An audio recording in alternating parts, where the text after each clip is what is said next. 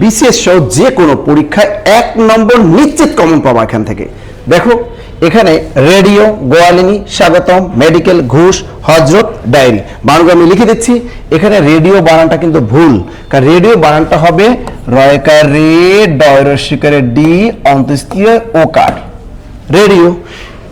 ওকে, এরপরে গোয়ালিনী বানানটা দেখি। গোয়ালিনী বানানটা এখানে দীর্ঘিকার দেওয়া আছে, গোয়ালিনী বানানটা শুদ্ধ হবে গয়কার গো, অন্ত্যেষ্টিয় আকার, লয়রসিকার, দন্তনা দীর্ঘিকার। এটা কিন্তু ভুল বানান, তাই শুদ্ধটা হবে গোয়ালিনী, সবগুলো রস্যইকার।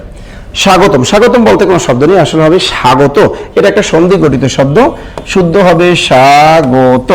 এবারে মেডিকেল, মেডিকেল না, এটা হবে মেডিকেল, শুদ্ধ বানান হবে মেডিকেল, ময়জা ফলা আকার, ডয়রসিকে ডি, কয়কারকে ল। এটা লেখা আসলে এটা না, মেজিক মতো বানানটা হয়ে গেল।